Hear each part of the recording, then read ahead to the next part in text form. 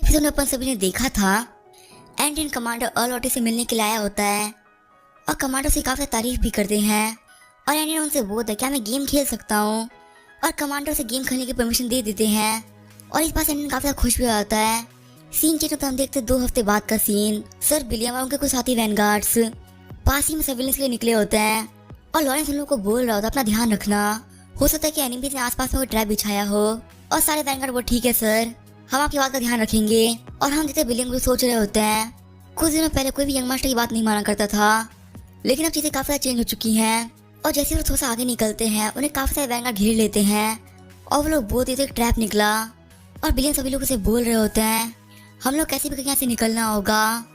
और साथ ही वो अपने मन में सोच रहे होते हैं ये तो काफी अच्छी बात है कि हमने ब्रिगेडियर की बात मानी और इस पूरे सफर में काफी कॉशियस रहे। और अगर हम लोग बिना किसी प्लान के यहाँ पे आए होते हम लोग पक्का मारे जाते। और वहाँ की सिचुएशन को देखते हुए विलेन बोलते हैं हालांकि ये तो बहुत अच्छी बात है कि हम सभी लोग बच गए, लेकिन फिर भी यहाँ पे हमारी हालत काफी ज़्यादा खराब है और यहाँ पे रीइंफोर्समेंट नहीं आई तो 5 मिनट के अंदर हम सभी लोग मारे जाएंगे। लेकिन तभी हम देखते वहाँ पे ब्लास्ट होता है और वहाँ पे 10 और वैनगार्ड आ गए होते हैं और वो बोलते हैं हम लोग अर्ल ओटिस की तरफ से आए हैं। और विलेन सोच रहा था क्या रीइंफोर्समेंट आखिर यहाँ पे कैसे पहुंचे और आखिर लोग कैसे पता चला कि हम लोग प्रॉब्लम में हैं। और तभी आइडेन बोला सर विलियम आखिर आप शांत क्यों खड़े हैं, जल्दी से यहाँ पे एनिमीज को मारिए, क्योंकि यहाँ पे 10 वैनगार्ड को बुलाने में मेरी हालत काफी खराब हो गई थी, तो कम से कम आप एनिमी की 5 मिनट तो खत्म कर ही दीजिए। और सीन चल रहा हम अर्ल ओटिस को जो कि अपने लोगों से बात कर रहे होते हैं वो बोल रहे होते हैं सर एडिन की जो परफॉर्मेंस है वो काफी अच्छी हो रही है और सिर्फ पिछले कुछ दिनों के अंदर ही ब्रिगेडियर लॉरेंस की जो यूनिट उन्होंने काफी अच्छा काम किया है और उनकी वजह से हम वॉर में काफी स्ट्रॉन्ग पोजीशन में आ चुके हैं। और हम अर्ल ओटिस को जो सोच रहे होते हैं पहले तो मुझे लगा था कि वो लड़का सिर्फ अपने लक से बच गया था, पर ऐसा बिल्कुल भी नहीं है। और मैंने तो यही सुना था कि वो विस्काउंट के सेकंड सन है जो कि बचपन में एक प्रोडिजी था, लेकिन पॉइजन दिए जाने के बाद वो एक लूजर बन गया। लेकिन लगता है ये सारी बातें बिल्कुल झूठ थी, असल में ये एक स्लीपिंग ड्रैगन था जो किसी कमजोर की एक्टिंग कर रहा था। और तभी अर्ल ओटिस में बाकी सारे बैठे लोगों से बोलते हैं मिकाएल और ब्रिगेडियर लॉरेंस की जो एज है बिल्कुल सेम है ना, और शायद से एडियन लॉरेंस है उनकी फैमिली को पसंद नहीं करती, तो अगर एडियन चाहे तो मेरी फैमिली में आ सकता है, मैं उसे खुशी खुशी एक्सेप्ट कर लूंगा। और तभी बाकी लोग बोलते हैं आप कैसी बात कर रहे हैं, ब्रिगेडियर लॉरेंस की ऑलरेडी एक लवर है और वो उसे बहुत ज्यादा प्यार करते हैं और यहाँ तक कि वो अपने लवर को तो बैटलफील्ड में भी साथ में लेके आए हैं, तो आखिर आप उनके मिकाएल की बात कैसे कर सकते हैं। और अर्ल ओटिस बोलते से कोई फर्क नहीं पड़ता, उनकी सिर्फ एक ही तो लवर है, कौन सी 10 लवर है, और अगर मिकाएल उनकी वाइफ बन जाती है इसमें कोई प्रॉब्लम नहीं है। और फिर दूसरा बंदा बोलता है वो एडिक्ट है, वो एक गेम एडिक्ट है, और अर्ल ओटिस बोलते इसमें कोई प्रॉब्लम नहीं है, कम से कम वो ड्रग्स तो नहीं लेते। और तभी दूसरा बंदा बोलता है हमें उन पर नजर रखनी पड़ेगी क्योंकि हम सभी को पता है कि मिकाएल काफी गुस्से वाली है, इसे हमें पहले उनकी पर्सनैलिटी को चेक करना होगा। और अर्ल ओटिस बोलते हाँ तो बात तो सही कह रहे हो, तो चलो एक काम करो कॉस्ट कमांडो को एक रिपोर्ट भेजो जिसमें ब्रिगेडियर लॉरेंस की काफी तारीफ होनी चाहिए और उन्होंने जो भी कुछ किया उसको सही से मेंशन होना चाहिए। और सीन चलता हम देखते एड्रियन को जिसके पास में विलियम आया होता है और विलियम बोलते ब्रिगेडियर मुझे आपसे कुछ बात करनी थी, क्या आपके पास थोड़ा सा टाइम है। और एड्रियन बोलता है हाँ जरूर, आपको क्या बोला मुझे बोल सकते हैं, लेकिन हाँ जो भी बात है उसे तो जल्दी बताइएगा, मेरे पास ज़्यादा टाइम नहीं है। और एड्रियन सोच रहा होता है सर विलियम की कंडीशन तो पहले से चेंज हो चुकी है, पहले वो मेरे बारे में काफी ज्यादा क्यूरियस थे लेकिन अब उनकी कंडीशन एंटिसिपेशन हो चुकी है, इसका मतलब वो मुझसे काफी ज्यादा उम्मीद रख रहे हैं। और शायद ऐसा इसी वजह से हुआ है क्योंकि मैंने इनकी बैटल में लाइफ बचाई थी। और तभी विलियम बोलता है आखिर आप अपनी रियल पावर क्यों छुपा रहे हैं, मुझे पता है काफी ज्यादा पावरफुल और काफी ज्यादा कैपेबल भी, लेकिन आप खुद को शो नहीं कर रहे और शायद आपको इस बारे में नहीं पता होगा, लेकिन जो हमारे टेरिटरी से काफी सारे वैसल्स है वो काफी ज्यादा परेशान रह रहे हैं क्योंकि उन लोग यंग मास्टर कैटेगरी पर बिल्कुल भरोसा नहीं है और उन लोग यही मानना है कि अगर सर कैड्रिक सिटी लॉर्ड बन जाते हैं तो पक्का से वो क्राइसिस लेके आ जाएंगे और सभी लोगों को बर्बाद कर देंगे। और मेरा तो यही मानना है कि सर कैड्रिक बिल्कुल भी कैपेबल नहीं है, वहीं पे अगर आप अपनी सिटी के लिए कम्पीट करते हैं तो आपको सपोर्ट करने के लिए बहुत सारे लोग खड़े हो जाएंगे और मैं आपको विश्वास दिलाता हूँ कि मैं जितना भी सपोर्टिव आपकी तरफ रहेगा। और एंडियन सोच रहा होता है मेरी क्लासेस के हिसाब से सच बोल रहा है और साथ ही में सर विलियम मेरे फादर से ज्यादा विश्वासी लोगों में से एक है, और क्या इनको मेरे फादर को इंस्ट्रक्शन मिले हैं या फिर शायद ऐसा इसलिए बिहेव कर रहे हैं क्योंकि इनको मेरे अंदर एक बहुत बड़ा फ्यूचर दिख रहा है। और तभी एडियन बोलता है वर्ड्स के लिए थैंक्स, लेकिन बस ऐसे एक्ट करिए कि आपने कभी ये बोला ही नहीं और ना मैंने ये कभी सुना। और हम तो ये बात सुन के सर विलियम काफी डिसअपॉइंट रह गए होते हैं और एडियन सोच रहा होता है मुझे पता है कि यहाँ पे कैरेक्टर का कोई बंदा नहीं है, लेकिन अगर गलती से भी कोई इन्फॉर्मेशन मिल गई तो मैं काफी बुरी से फंस जाऊंगा और फिर मेरी पोजीशन बिल्कुल भी ठीक नहीं है, मुझे खुद को और अपनी मॉम को सेफ रखने के लिए और बैकग्राउंड और पावर की जरूरत होगी। और यहाँ पे खुले मैदान में मैं बिल्कुल भी कुछ भी नहीं बोलने वाला, लेकिन चलो ये बताएं मुझे काफी ज्यादा खुशी हो रही है कि मेरी टेरिटरी में मेरे को सपोर्टर लोग हैं जो कि मुझे कभी भी सपोर्ट करने के रेडी हो सकते हैं।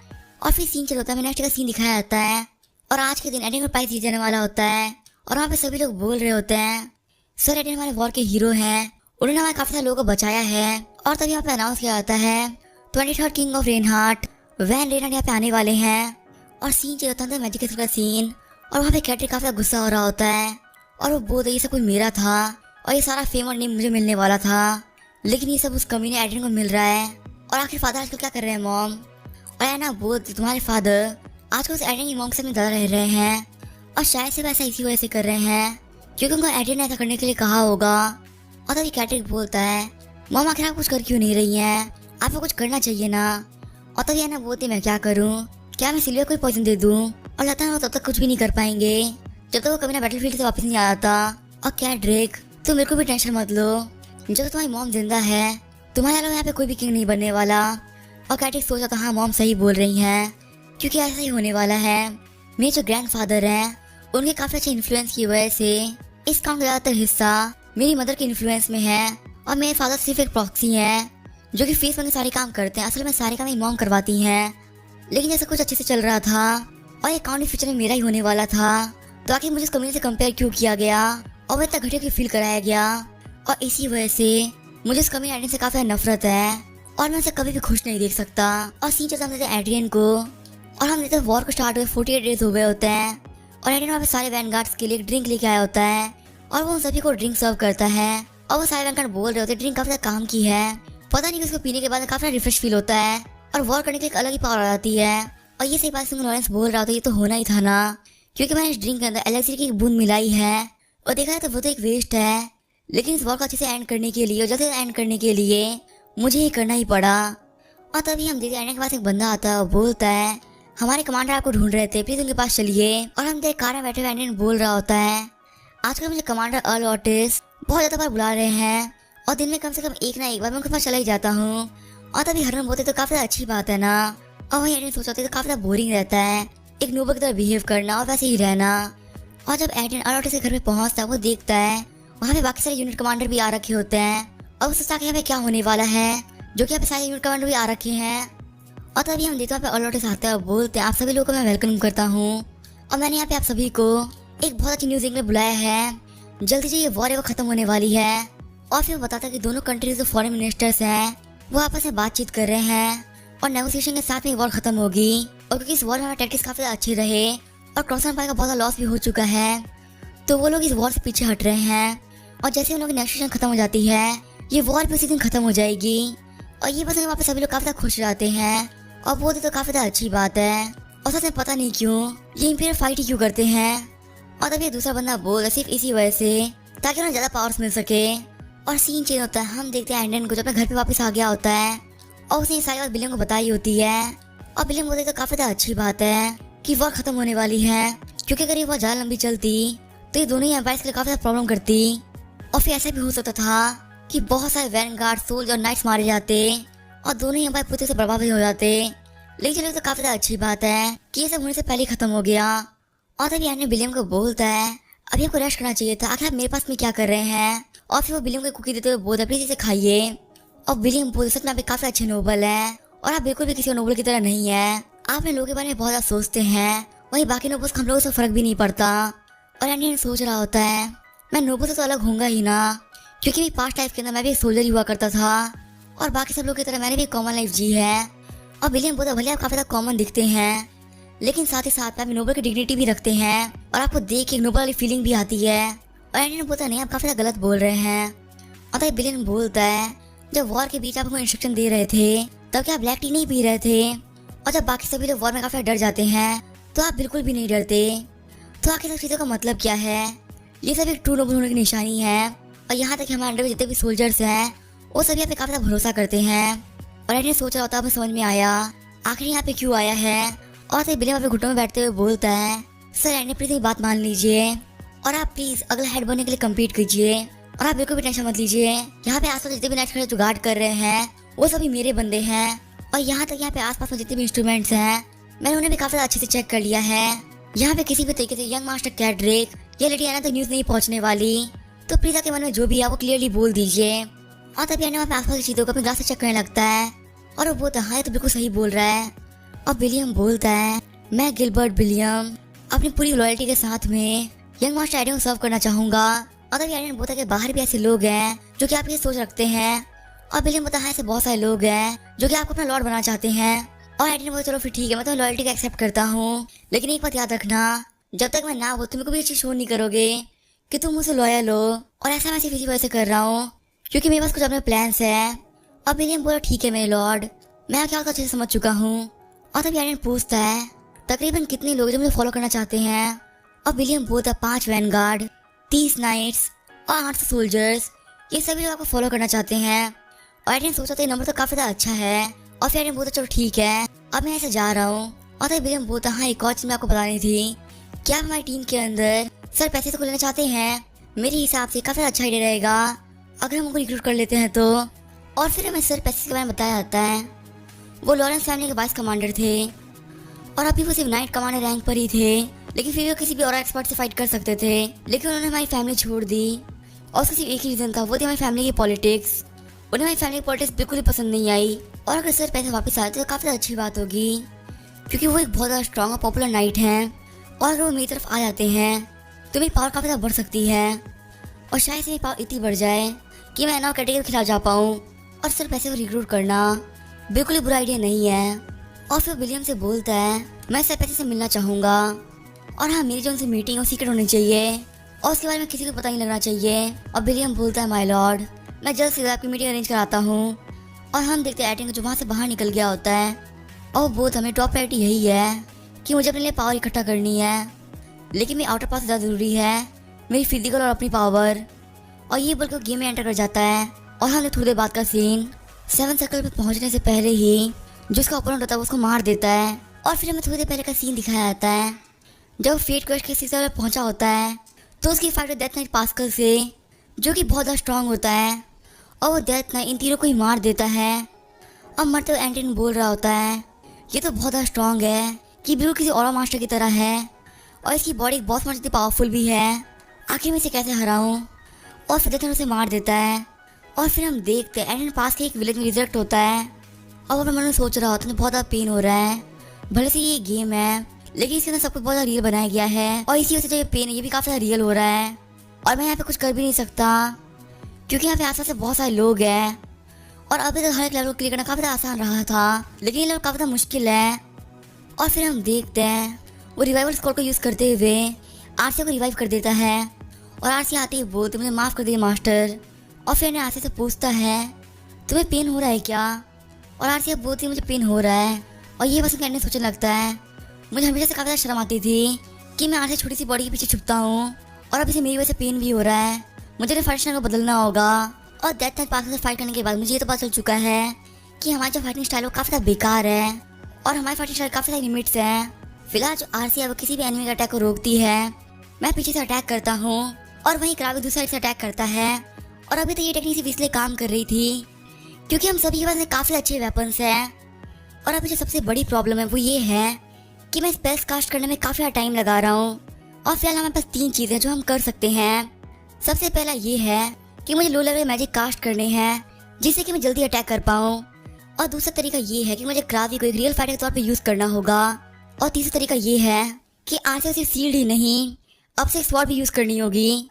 और ये बिल्कुल भी आसान नहीं होने वाला, पर हमें ट्राई तो करना ही होगा। और हम देखते जब वो डेथ नाइट से दूसरी फाइट करते तो वो फिर से हार जाते हैं। और दूसरी बार हारने की वजह से एडन काफी गुस्सा होता है, वो बोल रहा होता है मैं सब कुछ ट्राई कर लिया लेकिन फिर भी हम लोग हार गए।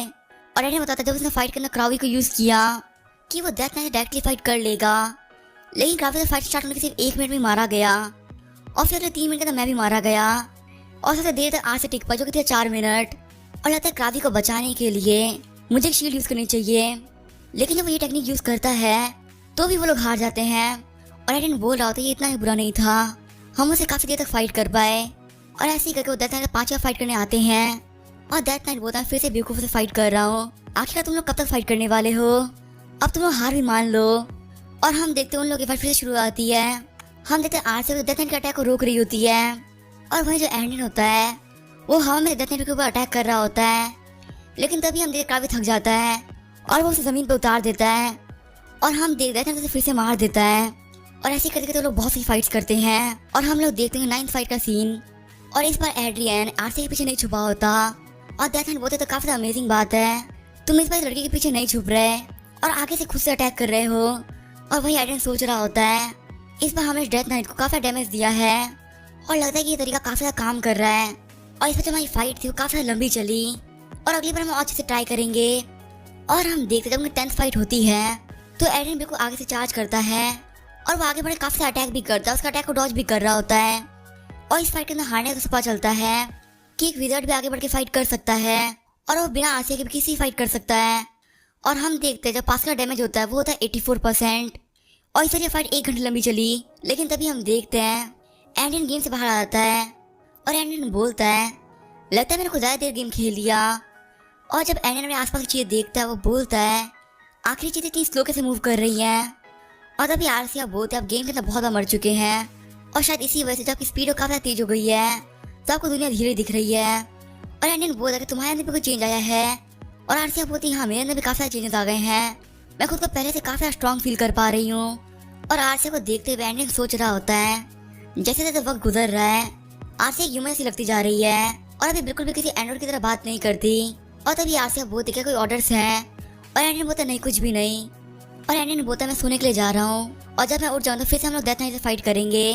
और हम जैसे गेम में एंटर करने के बाद से उन लोग की फिर से बहुत सारी फाइट्स होती है और उन लोग जो फाइनल फाइट होती है वो होती है 18th फाइट। और हम जैसे इस फाइट में डेथ नाइट हार जाता है और इस बार से एंडियन काफी ज्यादा खुश होता है, बोलता है फाइनली हमने कर दिखाया।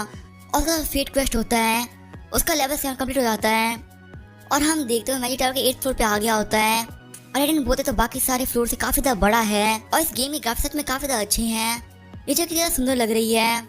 और तभी यहाँ पे कोई बोलता है ये सब असली है और एंडियन बोलता है यहाँ पे कौन बोला, यहाँ पे मुझे कोई भी नहीं दिख रहा, क्या यहाँ पे अभी भी कोई मॉन्स्टर बचा हुआ है। और तभी आरसी बोलती है मास्टर वहाँ पे देखिए।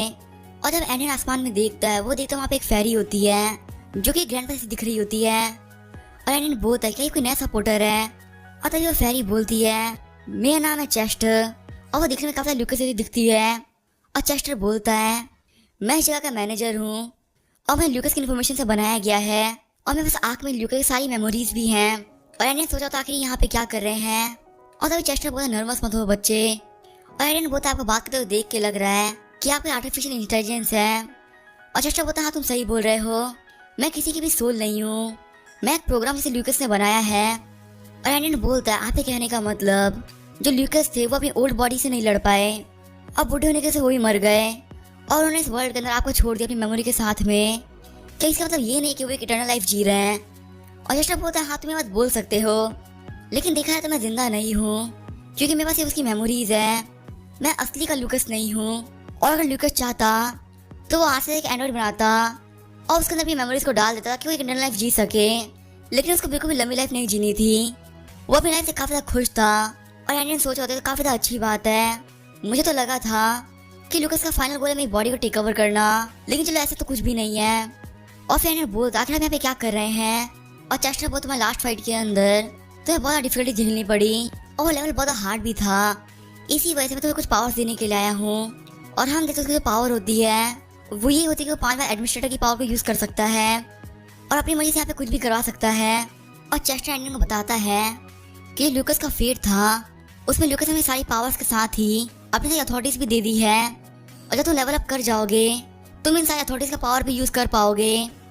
और तभी एंडियन बोलता है आखिर मैं इस अथॉरिटी से क्या क्या कर सकता हूँ। और चेस्टर बताता है तुम्हारे वर्ल्ड के अंदर जितने भी सारे प्रोग्राम्स हैं और जितनी भी आर्टिफिशियल चीजें वो सब लूकस ने बनाई थी और इसी वजह से सारे प्रोग्राम्स का हॉलीवुड सिस्टम रखा था, तो तुम इसकी मदद से किसी भी चीज में एक्सेस कर सकते हो। और एंडियन अपने मन में सोच रहा होता है ये तो बिल्कुल इंटरनेट की तरह है। और चेस्टर बोलते वक्त एक बात याद रखना, तुम इन अथॉरिटी को यूज करते हुए सिर्फ एक चीज नहीं कर सकते, वो है किसी को हार्म करना, तुम किसी को भी हार्म नहीं कर सकते।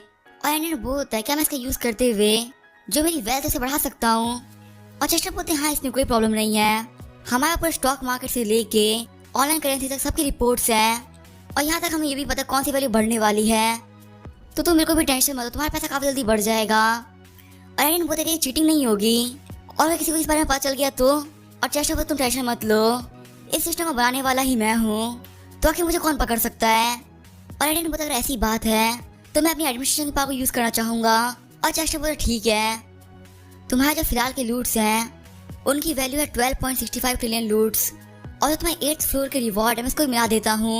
और एडिन बोलता हाँ ठीक है, आप सब कुछ इन्वेस्ट कर दीजिए। अगर आप प्लीज़ एक और काम कर सकते हैं, आप आरसीए की फैमिली को रजिस्टर कर दीजिए, जिससे कि ये एक एंड्रॉइड है, किसी को पता ना चले। और चेस्टर बोलते हैं हाँ ठीक है, मैंने इसकी फैमिली को रजिस्टर कर दिया है, और मैंने इसकी फैमिली के बारे में बताया है कि वो लोग कैपिटल में रहते थे, और उस फैमिली के जितनी फैमिली मेंबर्स वो सभी मारे गए, और आरसीए इकलौती बची है वो एक ऑर्फन है। और एडिन उन्हें सोच रहा होता है ये सच में बहुत ज़्यादा काम की है। और फिर एडिन पूछता है क्या आप यहाँ पे मुझे अथॉरिटी की पावर को यूज़ करना सिखाने आए हैं?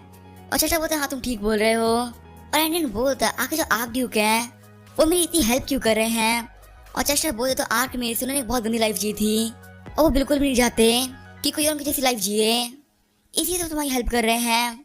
और एडिन में उन्हें सोच रहा होता है इनके कहने का मतलब तो यही है कि आर्क में मुझसे भी गंदी लाइफ जी है, और सच में ये सही बोल रहे हैं। अगर आर्क भी दुनिया में नहीं होते और उन्होंने मेरे सब नहीं छोड़ा होता, मेरी लाइफ बिल्कुल हेल होती और बहुत ज़्यादा गंदी होती। और फिर अपने घुटने में बैठते हुए थैंक यू मास्टर। और तभी चेस्टर बोलता है मैं मैनुअल लुकस नहीं हूँ। और एडिन सोच रहा होता है इनको देख कैसे क्यों लग रहा है कि स्माइल कर रहे हैं, और हम इसे इन्वेस्ट करने की वजह से जो अमाउंट होता है वो 50 ट्रिलियन में पहुँच गया होता है, और जो उसकी बॉडी होती है उसमें 7 सर्कल क्रिएट हो जाता है। और तभी सीन चल होता है, हम देखते हैं सिटी ऑफ नेचर का सीन, और हम तेरे पैसे को जो बोल रहे होते हैं, तुम एडिन की बात कर रहे हो, और उनके सामने बिलियन बैठे हुए होते हैं जो बोल रहे होते हैं हम सब नाइट्स की यही मानना है अगर यंग मास्टर एड्रियन फ्यूचर में हमारे मास्टर बनते हैं तो ये फैमिली के काफी ज्यादा अच्छा होगा। और आपका इस बारे में क्या सोचना है? और पैसे से बोलते मेरे हिसाब से तुम तो लॉर्ड की तरफ थे ना, आखिर तुम एक बच्चे का साथ क्यों दे रहे हो? और अगर मुझे पता होता कि तुम मुझे सीक्रेटली एक बच्चे से बात करने के लिए बुला रहे हो तो मैं बिल्कुल भी यहाँ पे नहीं आता। और विलियम बोलता है यंग मास्टर एडियन सच में काफी शानदार इंसान है। और पैसे तो बोलता है हाँ मैंने भी उसके बारे में सुना है, लेकिन वॉर में अच्छा करने से मेरी बात कैसे वालों को टेरिटरी के बेसिस सुलझा सकता है। और ये बस विलियम हंसने लगता है। और सर पैसे से बोलते क्या हुआ? और विलियम बोलता बाकी लोगों की तरह आपको सिर्फ इतना ही पता है कि यंग मास्टर एडियन ने काफी ज्यादा अच्छा किया है, लेकिन मैं ये बात बोल सकता हूँ बाकी की दुनिया को उनके बारे में कुछ भी नहीं पता, क्योंकि मैंने उनके इंस्ट्रक्शन खुद फॉलो करके देखा है। और ये बात देख के मैं बोल सकता हूँ कि वो कंट्री के बेस्ट जीनियस में से एक है, और शायद से वो नंबर 1 पे होंगे। वैसे जीनियस मैंने आज तक नहीं देखा। और जब वॉर है तो बहुत सारे नाइट्स ऐसे थे जो कि यंग मास्टर कैटरी को सपोर्ट करते थे, लेकिन अब वो लोग भी यंग मास्टर एडियन को बहुत ज्यादा सपोर्ट करते हैं और बहुत ज्यादा पसंद भी करते हैं। और पैसे से बोलता है लगता है तुम्हें एडियन में काफी ज्यादा भरोसा है। और हम देते पैसे सोच रहा होता है एडियन बचपन से एक प्रोडिजी था, लेकिन अपनी स्टेप मॉम की वजह से उसने 7 ईयर से खुद को छुपा लिया, और अभी तक वो एक लूजर की तरह बिहेव कर रहा था। लेकिन बस उसको भी पता थी कि ये उसके पास एक और तरीका सर्वाइव करने का, और उसने बचपन से यूज भी किया। सच में वो एक बहुत बड़ा जीनियस तो है। और अगर मैं विलियम की बात को साइड में भी कर दूं तो मुझे ये बात तो माननी ही पड़ी, वो काफी पेशेंट लड़का है और उसमें एक लीडर बनी क्वालिटीज तो है। और तो पैसे बोलते तुम क्या चाहते हो? और विलियम बोलता हमें जितने वेसल्स हैं हम लोग उनसे बात करें और उन सभी को सेकंड ईयर मास्टर की तरफ झुका दें, जिससे जो कैरेक्टर को एंडिंग की पावर बराबर हो जाए। और पैसे बोलते ये बहुत बड़ा टास्क है, लेकिन ऐसा मजा तो बहुत आएगा। और विलियम बोलते तो काफी अच्छी बात है, आप हमें सपोर्ट करने वाले हैं। अब पैसे से बोलते मैंने डिसाइड नहीं किया और मुझे पहले यंग मास्टर से मिलना है, उसका मैं कोई डिसीजन ले सकता हूँ। अब विलियम बोलता है यंग मास्टर जल्दी यहाँ पे पहुँच जाएंगे, मैं उनको कॉल करके बता देता हूँ कि आप उनसे मिलना चाहते हैं। और जब विलियम को कॉल करता है तो एडिन कॉल पिक नहीं करता। वो सोचा था आखिर क्या हो रहा है, यंग मास्टर कॉल क्यों नहीं पिक कर रहे। और तभी हम देखते हैं उनको कुछ फील होता है और लोग बोलते यहाँ पे 7 सर्कल मैजिक का यूज करते हुए टेलीपोर्ट करने की कोशिश कर रहा है, हमें वो काफी सावधान रहना होगा। और तभी हम देखते हैं टेलीपोर्टेशन का यूज करते हुए एंडियन और आरसी आ जाते हैं। और एडिन आते ही बोलता है आप दोनों को देख के पता चल रहा है कि आप लोग ये नहीं पता कि आप लोगों पर नजर रखी जा रही है। और मैं समझ में आ गया आखिर ऐसा क्यों हो रहा है, क्योंकि जो लोग आप पे नजर रख रहे हैं उन्होंने काफी अच्छे आर्टिफैक्ट्स पहन रखे हैं और लोगों को नोटिस करना काफी ज्यादा मुश्किल हो रहा है। और आरसी तो हमको खत्म कर दो। और हम तो आरसी जाती है और बहुत से लोगों को मार देती है और बोलती है यहाँ 5 असिस्टेंट छुपे हुए थे, मैंने सभी को मार दिया। और एडिन बोलता है मैंने आप लोगों से काफी एक्सपेक्ट किया था, और मैंने तो ये भी सुना है कि आप दोनों हमारे टेरिटरी से ज्यादा स्ट्रॉन्ग लोग हैं, आखिर आप असेसिंग का नोटिस कैसे नहीं कर पाए। और विलियम सोच रहा था आखिर यहाँ पे क्या हो रहा है। और विलियम बोलता है यंग मास्टर के यहाँ पे क्या चल रहा है। और एडिन बोलता है 13 साल पहले मुझे पॉइजन दिया गया था और तब से मेरा एक ही मकसद है, वो है रिवेंज लेना। तो आप लोगों को क्या लगा मैं बिल्कुल प्रिपेयर नहीं रहूंगा, और इसी वजह से मैं अपने गार्ड के तौर पे एक और मास्टर को रख रखा है। और हमसे पैसे सोच रहा होता है मैं तो यहाँ बहुत हाईली एक्ट कर रहा था। हमारे यंग मास्टर वो इतना हाईली इंटेलिजेंट है कि मैं बिल्कुल भी इनके लेवल तक नहीं सोच सकता। और हम तो एडेन को, जो कि पैसे के स्टैट्स देख रहा होता है और पैसे के स्टैट्स देखने के बाद बोलता है ये बिल्कुल भी मेरा दुश्मन नहीं है, तो चलो कोई भी प्रॉब्लम नहीं है। और ये पैसे से बोलता है कि इन लोगों को लेडी एना ने भेजा था। और एना बोलता है हाँ तुम सही बोल रहे हो। और तभी एना पे फिजिकल मैजिक रिपेयर का यूज करते हुए उन सारे कॉप्स वहाँ से गायब कर देता है और हमारे ब्लड का निशान भी नहीं बचता।